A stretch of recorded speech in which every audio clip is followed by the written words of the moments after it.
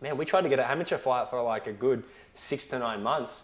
And it just never eventuated from one time to another, man, whether it was like opponents pulling out or injuries or whatever it was on the other ends of their scales. And I was putting my tattoo career on hold for like a lot of stuff. You know what it's like to train for a fight. Yeah. I did this for like 9 months, and it's like, this is for an amateur fight when Being I'm a professional. in camp for 9 months. Man, like chaos. back to back, man. And it was like, and it got to a point where I was like, what's going on?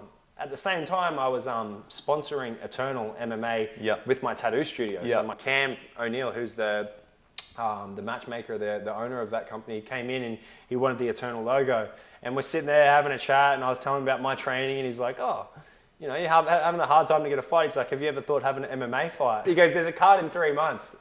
Would you jump on? I said, mate, if you can guarantee that it's going to be an opponent who lines up there, sign me up. And I went in pretty much naked, man. I went in blind and had my first amateur fight.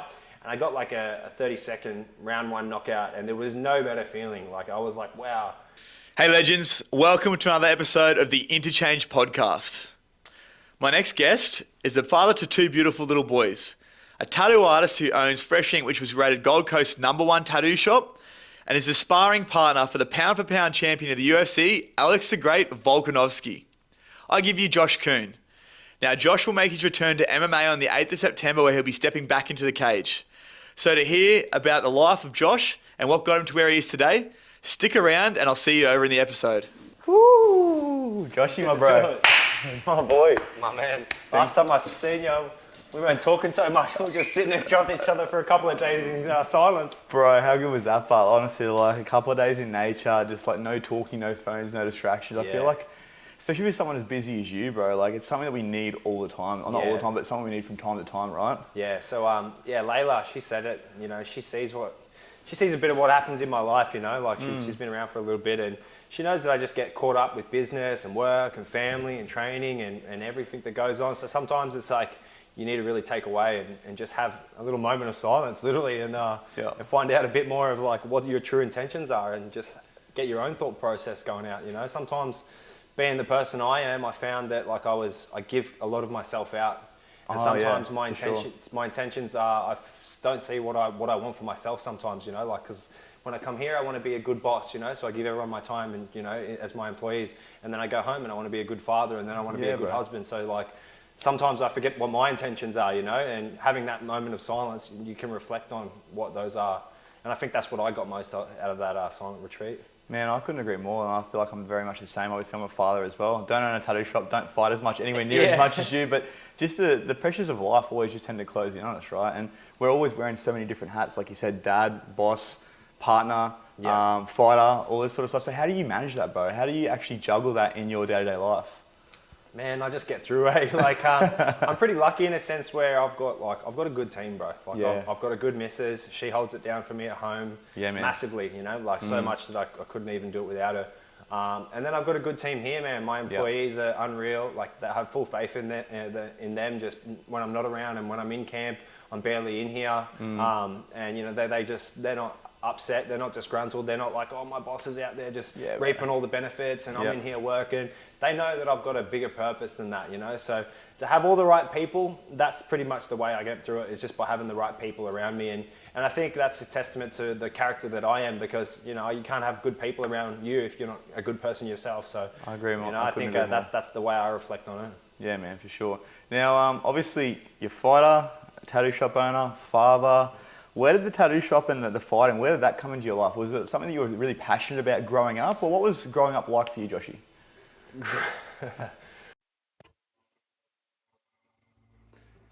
Hey guys, sorry to interrupt again, but if you're liking what you see so far, don't forget to like and subscribe and share with your friends. Remember, all your support is really appreciated, and I'll see you back over on the episode. Growing up, I had a good childhood, man. Yeah, like, I have great memories. I've created some good friends, some good relationships that I still will have and do have now, and will have into the future. For sure. So growing up, I've always been artistic. Like, whether it was spray painting and doing graffiti and doing whatever I was doing. On legal walls, yeah? On legal walls or not so legal walls. Bomb with the beeline? Yeah, something like that, you know. Whether it was doing that or drawing in the back of my school books or whatever, bro. I was always interested in art. I never thought I'd make a career out of it until after school and like after being in the trade. And I was a sparky for a couple of years, and we went through a recession, and then things didn't work out there. And I just went and decided I don't really enjoy being on a job site. I seen a couple of my mates were tattooers or apprenticing tattooers at the time. I was like, oh, this could be something that I'm interested in, something that I could do with my art. Took my books into a tattoo shop, and sure enough, man, like one thing led to another after that, and here I am today, years later, and doing very successful as a tattoo artist and a tattoo studio owner. Yeah, man, it's a beautiful studio, by the way. I mean, like walking in the door, it feels like an experience as soon as you get here, bro. Yeah. Like you've got, like I said, we're in the Japanese corner. You've got all different corners for all different kinds of artists. Yeah. How many artists have you got working for you now? Or working with you, I should say. Good question, man. Probably like 12, 13, usually in rotation. Then I got like 3 or 4 other staff, counter staff. I got a full-time social media content guy. My wife helps with the books. I've got a laser girl. She's a laser technician, and she helps with my management and stuff like that. So it's a big team, man. Plus all the artists, and then we have guest artists floating in and out, from out of state or out of country. It's a big operation. It's constantly running. Takes a lot of work behind the scenes of what people don't see. But it's very rewarding, man. It's very, very rewarding to have been here. The studio's 10 years old now. 10 years? And you've been in this venue here for how long? I've been here for coming up 2 years. Yeah, nice. Yeah, so I actually purchased the premises we're in here. Congrats, bro. Yeah, so... That's huge. Owning a property 100 metres from the beach in Surfers Paradise. 2 buildings. This is actually 2 buildings, man. So this is 2 buildings, and I've just cut down the middle wall and made it into one big one. But I think, that was a massive win for me. So yeah, renting for eight years in my old studio, and then being able to move here and set up shop and know that I'm paying off my own mortgage. It's nice, man. It feels good. Pretty cool, man. That's a huge achievement, bro. Now, you said obviously you have some international artists coming over here, so you've probably established yourself as like an international artist yourself. Yeah. How did that journey take place? That was early on, man. So like when I was like delved right into my my tattoo career, before fighting was even a blip on the radar. I wasn't even thinking about it. Wasn't even training. Yeah, okay. All I did was art and everything was related to tattooing. Yeah. I'd found myself getting sponsorships. Radiant Ink was a massive part of my journey. They're based out of LA and Mexico. They were flying me out across the world, like flying us out, and we were doing conventions in Guadalajara in Mexico, Mexico City, I was Colombia, Los Angeles, and then prior to that I'd done my own tours and went through Europe, went through Amsterdam and Sweden and Norway, Thailand, Bali. I just traveled and tattooed because that was the main thing that was like really attractive to me of the tattoo industry. Is like if I was an artist, I can just pack up my tools and just move around and meet people and tattoo and go anywhere in the world. And that was, as soon as I got my skill set, that's exactly what I did, man. I just packed my bags on a one-way ticket, and I stayed away for close to a year, man, and just traveling and tattooing and getting in all the different information and seeing how the world, the world's industries in the tattoo industry was being operated from a different standpoint from around the world, and it's very bikey orientated here. A lot of motorcycle gangs was running the shops, and it was really stunting the growth of the artists over here. We were so limited at what we would do. Whereas when I went to say like Europe or Bali, all these shops are working together, and they've got freelance artists that work around here, and this shop doesn't mind if this artist comes over here, and they communicate and they network, and to see the art that they were producing because they had those networks and they had that open book, like they were a bit more like more open, community, right? More community. Yeah. I knew that we were lacking that in Australia, but no one was going to stand up and open a shop against the bikies. Until I decided, young, 21 years old, I was like, fuck it, I'll be the cunt to do it. And whatever happens, happens, man. So like, sure enough, I opened up shop, and the bikies came knocking. I just stood my ground, and they went away eventually. And then when all the bikie laws and stuff came in, and with all the Vlad laws and stuff, and that sort of changed the industry. Now obviously there's a lot more tattoo shops, and that opened the door there. But I think the timing on it for me, being able to come into it and come in early. Already being established, Yeah, bro. That really worked in my favor, and having been the #1 tattoo studio. So that was like where I knew that I was on the right path. After about only 2 or 3 years, the Bulletin were doing these things where like best barbershop or best hairdresser, and they did one best tattoo shop. And my studio won that, and that was like 2015, 2016. And we established ourselves as the best at the time. So early in the shop being open. So I think that's where I was like, I'm on the right track here, you know. I'm doing these things. I'm doing for the right reasons, and it's just been a snowball effect since then, man. It's been success after success. It's fucking wild, bro. What a story, man. That's yeah. Sick. Now, speaking of stories, so obviously you got a lot of ink on yourself.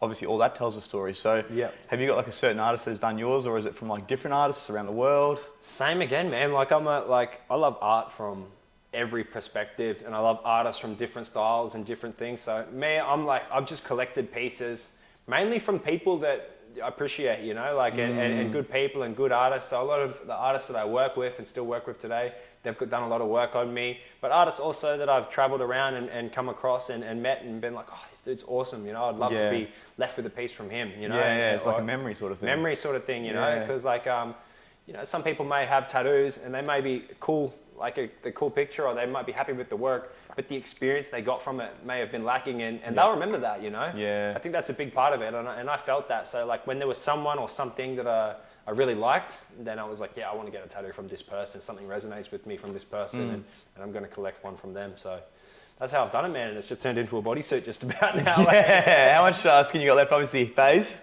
Yeah, I'm like, because you know, in between all this as well, I've opened up other businesses in cars, finance. I've done a lot of stuff and stuff where I've, you know, had to shake hands with guys in suits for a long time. And so I sort of avoided the neck and the face and the hands and stuff for a while, because I was wearing suits and I was wearing long sleeves and stuff. And, you know, you do get looked different, you know, in some industries and some of those things. Yeah. And, you know, an image was a massive part of it for me back then. Now I couldn't care less, but since I've come this far and got past it, now I'm just happy to just not have to, you know, have all my neck and all my face and stuff done. I'm not saying that there's anything wrong with it, but I just think I'm happy to I could wear a long sleeve now and pretty much be covered, and you wouldn't know too much, you know, that I was covered in tattoos. I kind of like that, you know. Yeah, for sure, just keep it subtle. You can't, exactly like you said, keep it subtle, you know, undercover. Yeah. Right, now, obviously, most artists have like a preferred style. What would you say yours is? I like working with color. Yeah. I like a realism style. I like to keep it anarchy. I think it sort of resonates with like my inner rat bag or my childhood. Back to that childhood, bro. Yeah, I think I sort of something just pops out. Like, and when I just make designs, I come up with like a color realism style, and you know, it's usually got like anarchy, sort of like tales of it, and a like, bit of evil in there. Bit of evil in there, man. So a bit of a dark side of color realism, yeah. Yeah, and with that, so when you come to designing your tattoos, like, is there a specific way you go about doing it? Like, obviously, the client will give you the idea, and you just go, look, this is what I'm doing. Yeah, so earlier on, you know, obviously you work a lot with your clients and what they want and whatnot. And then as you sort of evolve and become more of an artist, like that people start to seek out, then I'll have a style where people come and say, oh, I love this piece that you did, you know, I want something like that. And like, oh, cool, you give me a subject matter. And they're like, you just do your thing with it, you know? And it became one of those things where like I was less, you know, designing tattoos for clients. I was just designing tattoos and people were snapping them up. So it was pretty cool, man. I was just drawing pictures and people loved it, you know? Yeah. Now, having the time to do full sleeves, full backs, put the hours that it takes to do these big pieces that I was so known for, now I'm just tattooing friends and family. So whatever it is, if they want a little dog portrait, I'll do a little dog portrait. If they just want some little lettering, I'll do some lettering. Yeah. The main thing that I really missed about tattooing was not so much the end result of the tattoo, but was just to make people happy, man. Like, I think making people happy is like such a skill and such a personal thing that you can do for your own self. And it really helps me, like making other people happy in whatever I do. So that was a big part that I missed in tattooing, was like when you finish a piece and someone's like, it might be something sentimental, and they're like, oh, you know, I love it, you know, and you made me so happy. And like, those moments were like, yeah, sweet. And now I get to do that still for my friends and family. Like, I love it. I'll just do whatever they want just to make them happy, you know? Yeah, for sure, man. Obviously, we've got art there, but also MMA is a bit of an art itself. Yeah. Where did that come into the picture, man? Because you've been going hard on that from what I've seen. I've been following you for a few years now. Yeah. And you've been going hard on that for at least the last 4, 5, 6 years. 4 or 5 years, man. Yeah. So I started this when I was 27. And when I say started, I'm talking like I started hitting pads and training at 27 and that started doesn't make fighting. me feel as bad, bro. Yeah, I started man. like 2 years ago, so. You know, so it came out of nowhere, and all it was I was being a tattooist. A lot of us are guilty of just losing shape, man. Like, we sit here and we draw for 12 hours a day. we probably don't pack our lunch, so we just get some fast food on the way, and then we go home and we sit down and we draw again, and there's not a lot of time for exercise and looking after yourself in between. So I got into the mid 90 range, 90 kilos, mid 90 kilos, and I didn't know that I was like a big dude, or this is like what I feel like my natural weight is now. Yeah. Where you are now, you mean? What I am now, Yeah. I'm like mid 70s. Yeah. And I think that like I just knew that I felt unhealthy, so I just started training and hitting pads and doing stuff like that just as for fun. And then the coach that I was hitting pads with was like, "You're all right," you know. I'm like, you got hard, I'm like, yeah. I was like, yeah, I had a bit of tickle when I was a young fella too, you know. Bashing them security guards in the yeah, train yards. shit like that, eh?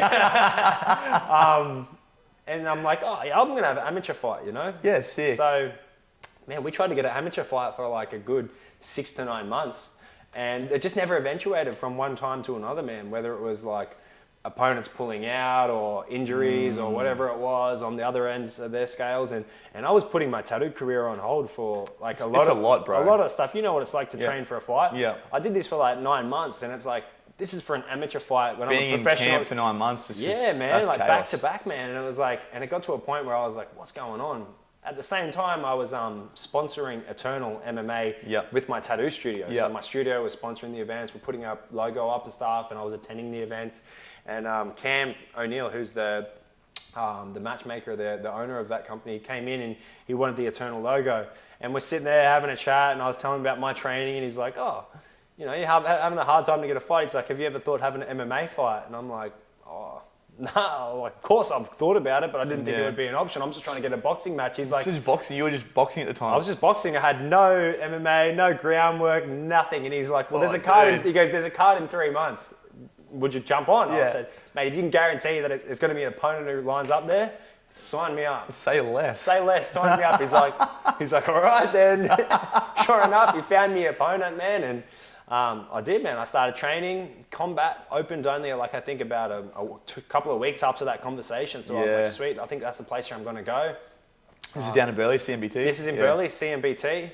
Tyson Pedro came out for the intro of that, and we were already mates. I'd been out to Thailand and trained with him out there. Just still when I only had boxing experience and stuff like that. And then sure enough, I was like, all right, I'm going to jump in here. And they started teaching me a few ground defenses and stuff like that. And I went in pretty much naked, man. I went in blind and had my first amateur fight.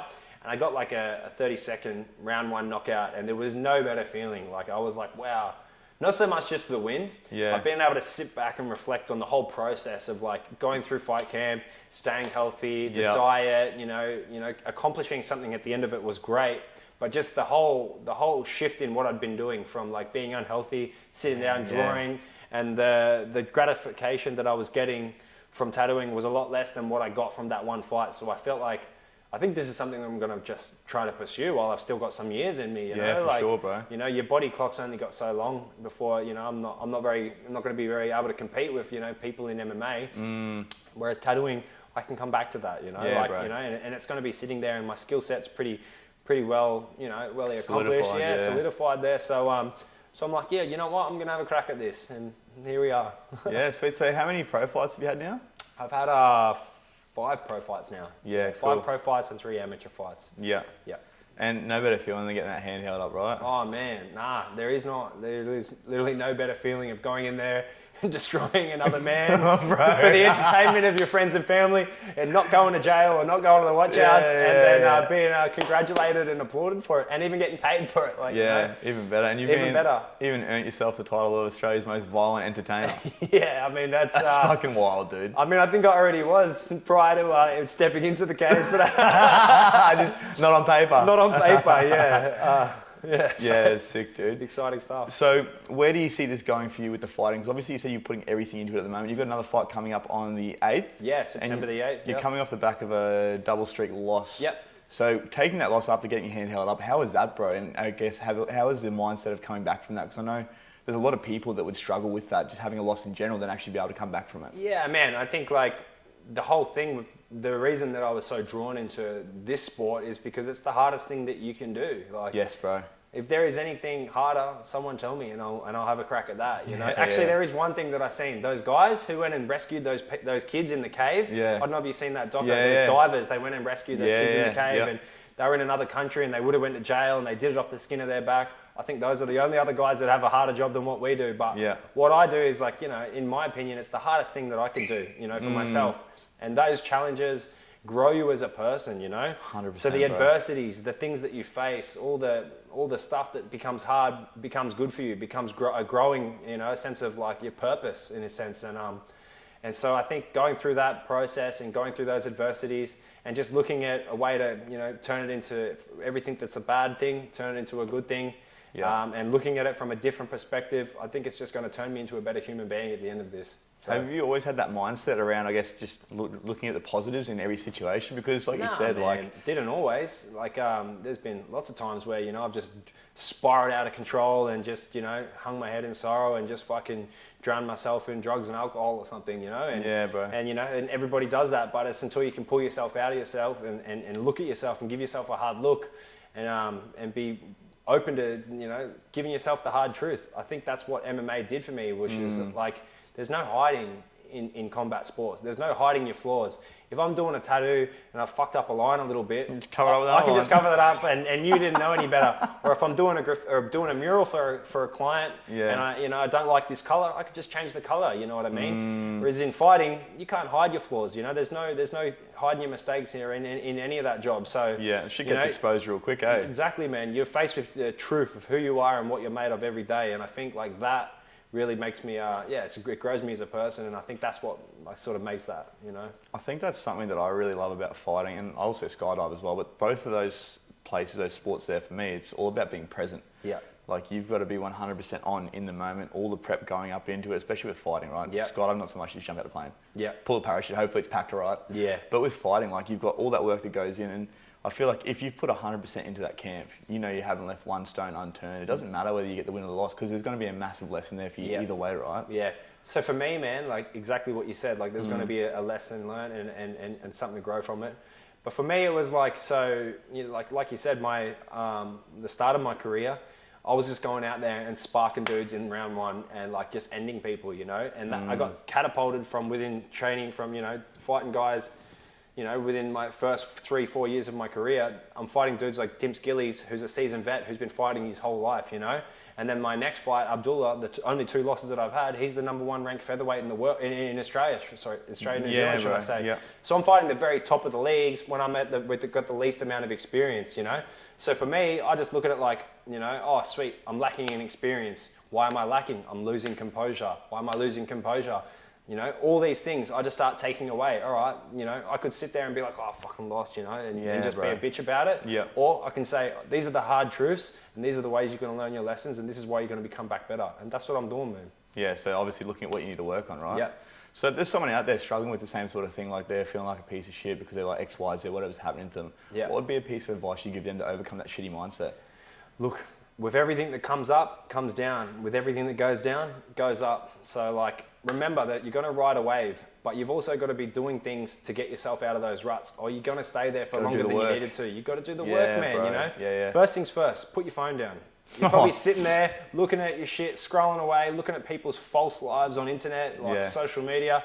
That's the first thing that is, put your phone down. Second thing is, go and eat something healthy. Get on a better diet. I bet you your diet sucks. I bet you're eating junk food. I bet you're just cutting corners and doing things and you feel shit about yourself because your diet's shit. So go and have a smoothie in the morning and then go out and get some sun, you know what I mean? Like, do something in nature. Do something like go to a silent retreat, or, you know, just go for a bushwalk, or just go to the beach for a swim. I'm telling you, if you do any of those things in a day, if you're having a bad day, it'll turn it straight away. If you sit at home and you sit on your phone and you keep eating junk food, you're going to continue to feel shit like that. Yeah, you sit there just being consumed by your own pity, right? It is. It really does. And it's easy to do. Don't get me wrong. I've been trapped there. I still get trapped there. Yep. And sometimes I get trapped there for a day or two and I'm like, what am I doing? You know, and I'll shake it off. Yeah.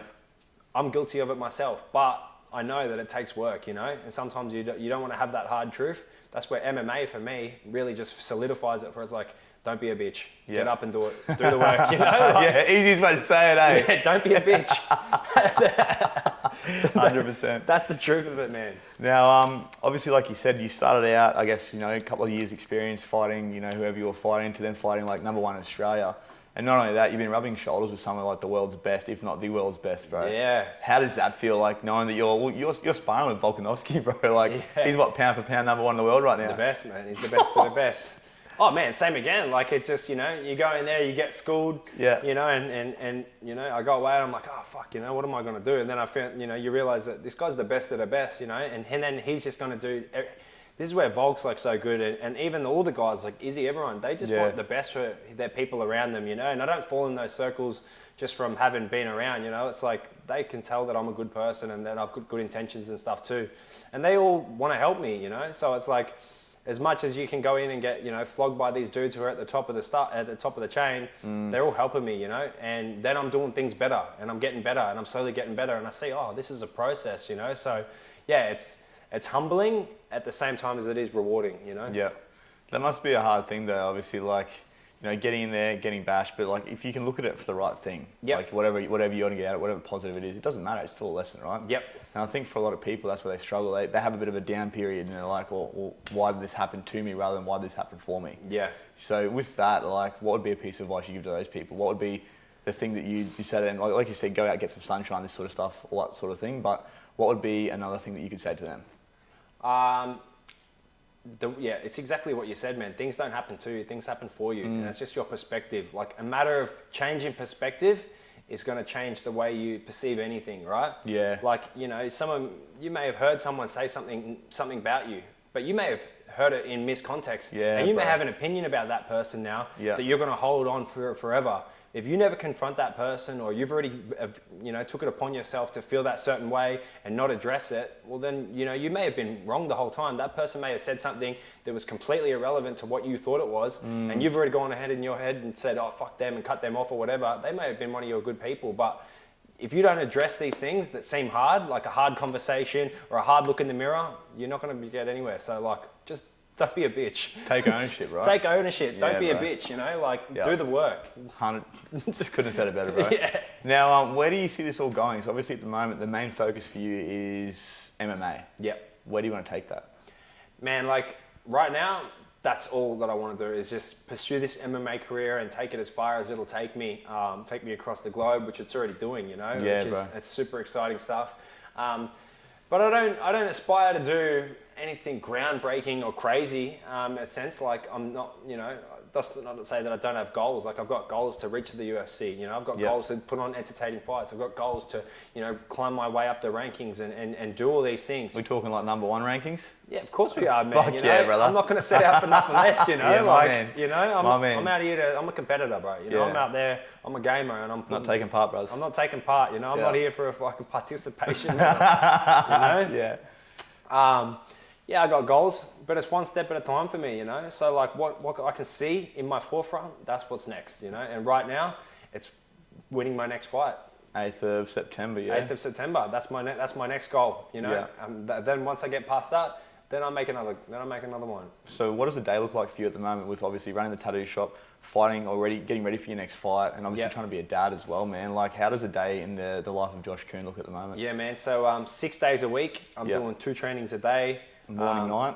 Yeah, morning and evening. Yeah. When I say 2 trainings a day, it's like that can be from anywhere from 2 hours to 4 hours in the morning and between 2 hours and 4 hours in the evening. Man, that's a lot. Yeah, man. So, some days you're looking at 8 hours of training in a day. Yeah. On Saturdays too. Saturday I do sparring. And then Saturday night I'm doing spider session, which is the hardest session of the week. So I'm going around doing all my Saturday sparring, which is a hard in itself.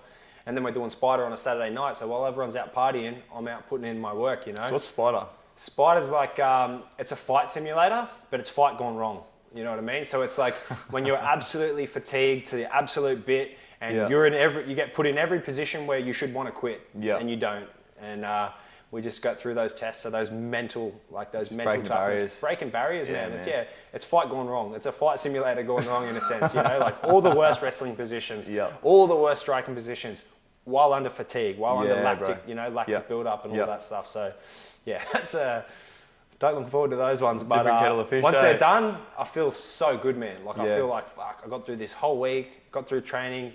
I rocked up today. I didn't want to got through this session, and then I feel like, fuck yeah, at the end of it, like I deserve this Sunday off, you know, and then Sunday I spend with my family and chilling. But yeah, 2 sessions a day. So my morning sessions, and then I come home, you know, have some food, have a rest, see my kids, and then I might have to come into work or do these meetings, something like this, meet your obligations with you. Yeah. This is in between now. And then I'll go back into training this afternoon, you know, after we finish what we're doing here. Yeah. And then do that, go home, you know, put my kids down if I've made it home in time for them, and if they haven't been put to bed already, depending on, you know, on the day and what's going on. Yeah. And just that, man. Just training, rinse, repeat, focus, family, you know, work. That's it. I don't have too much time for like hanging out with friends and doing dinners and stuff. So like, that's the other thing that like a lot of people forget, and I think I'd like to make mention is that, you know, my friends suffer as well in this career, you know, like the career that I've taken, I don't get to spend time with them that I used to. I don't get to go to the pub with the boys. I don't get to, you know, go to the races or go to my mate's birthday or go to his bucks and go to all these things because sometimes my career just doesn't allow for it, you know. So my friends suffer for me to do this sport too, you know, and a lot of people forget that. And sometimes, you know, I'm sure my mates forget that too. And it, like, you know, I do my best to what I can to try and check in and stuff what I can, but I'm guilty as the next guy that, you know, I get so focused in what I'm doing, of course, you know, they feel forgotten or whatever. I just think it's worth mentioning that, you know, this sport, there's a lot of sacrifice. It's a lonely fucking sport, It's a lonely fucking sport, man, you know, and, you know, someone's got to do it. Yeah, bro. So you're in fight camp at the moment? Yeah. So at what stage are you now? So you haven't started your cut too much yet? Yeah, no, so I'm halfway through my camp. My cut, it incrementally comes down. You know, I started at about 80 kilos. I'm 75.6 this morning. Yeah, so healthy. So coming down, this next fight's a catch weight at 68. So I slowly incrementally come down, and about the last week is when I'll start, the last 2 weeks is when I really refine my diet, pull it back, and the last week is when I start water loading and go through the whole process there. Yeah. But right now I'm in the middle of camp, so I'm eating good, you know, still obviously running in a bit of a calorie deficit, so I'm obviously coming down in weight every day and every week. But still, like I'm still hydrated for my training sessions. I'm still eating good, you know, but just working hard every hour of the day is like there's something laid out for me. Like my calendar, if you look at my schedule, it's just blip to blip to blip to blip to blip, you know. And I get that. It's all good, man. It keeps me busy. Being the rat bag that I was, and like when I'm not in fight camp or when I've caught injuries, I notice myself that like I can just fall into an ugly path really easily, you know. Yeah, bro. Because I fight like I'm operating with no purpose. I think that's the big one. Yeah. That's the biggest thing that I think people capture themselves in, like in bad slums and shit. Just having no purpose is, of course, you're going to get lost. You're a lost puppy. You don't have a purpose, you know what I mean? Like no North Star, nothing driving them forward. Nothing to drive forward for, you know? So like I find that for me, like when I was in tattooing, it was great because, you know, the first start of my career, I just wanted to better my skill set. And then I opened a studio, and then it's like, oh, all these people rely on me. So it's like, I need to make this business so fucking good so I can feed all my people and they can feed their families. So it's always had a purpose. And then fighting come along and had a purpose. And then when I'd catch an injury and I'd be on the sideline and then I've got no purpose, then I would spiral out of control, you know? And it was like, oh, I see, you know? So then I'd give myself purpose, whether it was like, if I'm on an injury, all right, well then I'm going to give myself a purpose. And it may be something so minuscule as something like, oh, I'm going to go do a painting, or I'm going to do something creative, something to do something with your time, you know? Just do something, whether it's going to have a big result at the end or not. Just making sure that your day, when you wake up, that there's going to put hours into something that you're like working towards. Yeah. And I think that like that's what purpose is. You know, it doesn't have to be the greatest dream ever. It just has to have something to put your hours into when you wake up. 100%, man. I think a big part of that is discipline, but actually having the discipline to do that. Are you someone that was always disciplined, or is that something you've had to build over time? I think I've always been pretty disciplined in a sense as like if I've got my mind set on something, I will always go out and get it done, no matter what it is. But discipline in a sense of like doing stuff that I don't want to do, like everyone. It's hard, like lifting weights. Still, I don't want to lift weights, you know. Like I just want to go in and punch pads and stuff, but and people, you know what I mean. Like I want to go and do like the combat side of my training. Yeah, bro. But I've never been one into like lifting weights and doing dumbbells and doing all this and you know.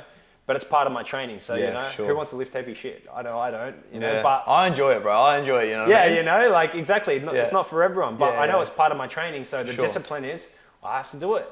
You know, I have to rock up in the sessions, and I have to come in. I'm going to be tired from it, and I'm going to be like, oh, you know, I don't want to do it, but it's going to make me tired for my next session or whatever. But the discipline is, someone else is out there doing it, and if in my field, you know, in fighting, those people have got the 1% advantage, you know, so I got to do it too. Yeah, so when you have those days where it's just like, I don't want to be doing this, what is the thing that gets you through? Is it just that fact of knowing that your opponent's out there doing the same thing, and obviously it's just don't be a bitch. It's so simple. It's so simple for me, because like I pride myself on being, you know, a strong individual, like someone that, you know, now like it's not something that I would ever try to do, but like I'm like, some people see me as like, you know, like they get inspiration or whatever it is. Yeah, for sure, bro. You know, and I feel like I want to uphold that, you know, not just to them, but for myself, you know. And so if that's the character they see me as, and that's the character that I've, you know, adopted, then I can't be a bitch. I got to get up and I got to do it. Part of your identity now. Part of my identity, man. You know. Now, when I was going through weight cut and fight camp, I think it was end of last year, December, man, I found I was getting like aggressive, angry, and I was taking it out on the people around me. Do you find the same with yourself, or how do you manage that? Yeah, I just separate myself from a lot of people. It's a stressful thing, bro. It's fucking gnarly, man. Like, have you ever been hungry to the point where like you're a rabid dog, you know? And, bro, you know, I did like, 11 kilo weight cut in like 8 weeks. It killed my life. It absolutely killed me. So I know what you're saying, bro. You're just angry all the time. Yeah, and to do it willingly, you know? And so I do my best to sort of monitor it. My wife, she's good now. Like I usually I've been out of state for my last couple, but my wife's been around, you know, for them, and she knows it just give me that space, or just give me the distance, and I'll just withdraw myself a little bit, but I don't ask nothing of no one, but I don't want no one to ask nothing of me. And I have that common understanding with the people around me, and I don't put myself in a position where I'm going to, you know, be in a point where I'm going to have to have a hard conversation with someone on this day, or if I'm cutting weight that week, pretty much everything's off the grid. I'm not having any meetings. I'm not doing any work. I don't have too much parental responsibilities, and that's because I'm so lucky enough in a position where I've got all these good people in my life, where I'm able to give myself that time, you know. All the other weeks, I'm on, bro. I'm here. I'm helping out. I'm being dad. I'm being husband. I'm being, you know, boss. So on those weeks, those people give me back that time, and you know, I'm thankful for it. Yeah. So you're just obviously lucky enough to have that good team around you. Yeah. If you didn't have that team around you, how do you think that would look for you? Oh man, it'd probably be pretty ugly, and there'd be some shit fights to go with it. You know, like you said, I am pretty disciplined, and you know, I'm still smart enough to know that I would withdraw in another way. I'd just take myself out of the equation, where I'm not in a position where I'm, you know, exposed to be in a position where I have to, you know, fight or flight or whatever it is, or get angry or you know, get fiery or whatever. I'll just pull myself out of those positions. It's like now, man. Like when I was younger, would get in punch-ons over ego or some bullshit, you know. I could never think... All that testosterone, All that testosterone when you're younger, or you got a point to prove, or you got this name on your back, and everyone wants to knock you off your perch or whatever it is, for whatever reason. Like it was, you know, it was a reason to fight. Now, it's like the biggest reason to de-escalate a fight. Like I get more a kick out of being able to diffuse people's fights and like walk away from it now than to actually engage in a fight and having won. Like I can walk away and let this guy think that he could have bashed the shit out of me, and he can go and brag to all his mates that he had one over me, and I don't give a shit. Had one over Josh Kuhne. Yeah, you know what I mean? Like, and like, you know, you can walk away and say, oh, I told that guy, you know, whatever, and I'll just walk away like, thank God, you know, I walked away, dodged a bullet, you know. Could have been bad. I couldn't have got a lockup, could have lost my tattoo license, could have been way worse. And for what? Like a piece of ego? Like fuck that, you know. So yeah, I think that growing up, like that's what I, you know, something that I've learned along that way. Where do you think the biggest pivotal moment for you to actually have that, I guess, realization that it's not worth the bullshit was for you? Was there like a specific something that happened in your life, or? I think it was after I opened the tattoo shop and I had other people relying on me, where I realized that like my actions have a ripple effect onto the loved ones around me, you know, and when I did things, and you know, I can cop my responsibilities, you know, like if I did something and it came back and it bit me in the ass, that's all right, you know, I did that shit, I can wear it. But when I did things and it came back and it bit my mum on the ass or someone else on the ass. And that's happened? Oh yeah, man, like just like being a young kid and just, you know, getting in fights with people, and then they come around to your house and they throw a brick through your fucking car door or something like that. And I'm like, shit, I'm bringing trouble to my parents' house and they did nothing to me to deserve this. And now they're worried about where they live and all these things, and it's like, now it's affecting other people. Or if I get in a fight, or I get, you know, bad attention, or I get involved with bikies and stuff, they're going to take away my operator's tattoo license, and then all my employees suffer. You know, I'm putting food on the tables out here. So it's like, when it became a bigger picture and it wasn't just about me and my actions affect others, that's when I was able to go, you know what, drop the ego. It's bigger than just me. So like, if whatever people think about me, let them think about it, because the only ones that matter are the ones in my circle. Yeah, 100%, bro. So, a lot going on in your life at the moment. It's been a big build up to where you are now. Where do you see yourself in the next 10 years? What are the big goals that you have for yourself? Obviously, you said UFC, but like with the tattoo shop, with the family, like is there time off for Josh Kuhne in the near future? Man, it's weird. I never looked that far ahead. Like I said, I just looked to like the next thing. And right now, the next thing's September 8th, win this fight, you know, and to be honest, I probably see myself exactly where I am right here on the Gold Coast with the tattoo shop, with the same crew, with the same family. Like I love it on the Goldie. I'm not moving anywhere. I love that. Me too, man. That's for sure. Like that's one thing. I'll be here. So I'll be here doing something somewhere. That's for sure. Yeah, that's it. Sick, man. Well, brother, I appreciate you having a yarn with me today. Yeah, no worries. Dude, where can people find you? I know obviously Instagram. Is there other places people can come watch your fights and that sort of stuff? Yeah, you can watch me fight on UFC Fight Pass. Otherwise, yeah, just find me on Instagram, man.